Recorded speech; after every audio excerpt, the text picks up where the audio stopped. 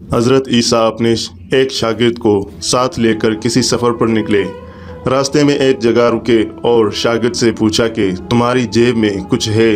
اس نے کہا میرے پاس 2 درہم ہیں۔ حضرت عیسیٰ نے اپنی جیب سے 1 درہم نکال کر اسے دیا اور فرمایا یہ 3 درہم ہو جائیں گے، قریب ہی آبادی ہے، تم وہاں سے 3 درہموں کی روٹیاں لے آؤ۔ وہ گیا اور 3 روٹیاں لی۔ راستے میں سوچنے لگا کہ حضرت عیسیٰ نے تو 1 درہم دیا تھا اور 2 درہم میرے تھے، جبکہ روٹیاں 3 ہیں، سے آدھی روٹیاں حضرت عیسیٰ کھائیں گے اور آدھی روٹیاں مجھے ملیں گی، لہٰذا بہتر ہے کہ میں 1 روٹی پہلے ہی کھا لوں۔ چنانچہ اس نے راستے میں 1 روٹی کھا لی اور 2 روٹیاں لے کر حضرت عیسیٰ کے پاس پہنچا۔ آپ نے 1 روٹی کھا لی اور اس سے پوچھا 3 درہم کی کتنی روٹیاں ملی تھیں؟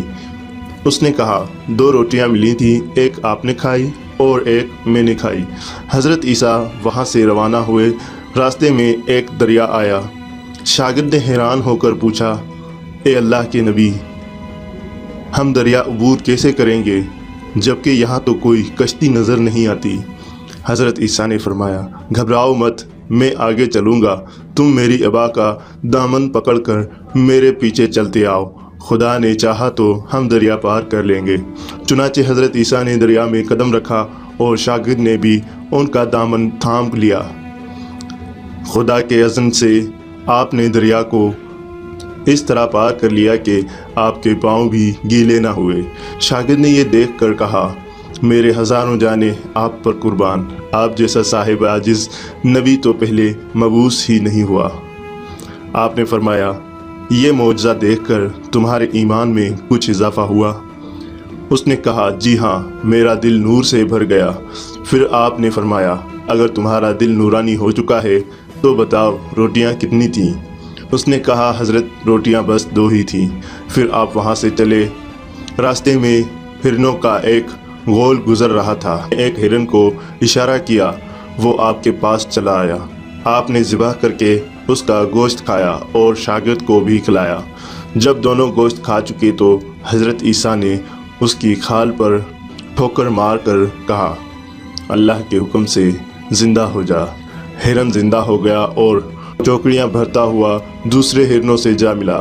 شاگرد یہ معجزہ دیکھ کر حیران ہو گیا اور کہنے لگا اللہ کا شکر ہے جس نے مجھے آپ جیسا نبی اور علم عنایت فرمایا ہے۔ حضرت عیسیٰ نے فرمایا یہ معجزہ دیکھ کر تمہارے ایمان میں کچھ اضافہ ہوا؟ شاگرد نے کہا اے اللہ کے نبی، میرا ایمان پہلے سے 2 گنا ہو چکا ہے۔ آپ نے فرمایا پھر بتاؤ کہ روٹیاں کتنی تھیں؟ شاگرد نے کہا حضرت روٹیاں 2 ہی تھیں۔ دونوں راستے چلے گئے۔ ایک پہاڑی کے دامن میں سونے کی 3 اینٹیں پڑی تھیں۔ آپ نے فرمایا یہ ہے اور 1 اینٹ تمہاری ہے اور تیسری اینٹ اس شخص کی ہے جس نے تیسری روٹی کھائی۔ یہ سن کر شاگرد شرمندگی سے بولا حضرت تیسری روٹی میں نے ہی کھائی تھی۔ حضرت عیسیٰ نے اس لالچی شاگرد کو چھوڑ دیا اور فرمایا 3 اینٹیں تم لے جاؤ۔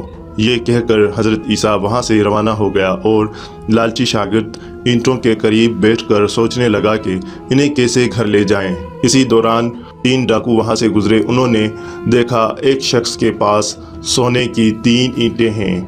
انہوں نے اسے قتل کر دیا اور آپس میں کہنے لگے کہ اینٹیں 3 ہیں اور ہم بھی 3 ہیں، لہٰذا ہر شخص کے حصے میں 1 اینٹ آتی ہے۔ اتفاق سے وہ بھوکے تھے۔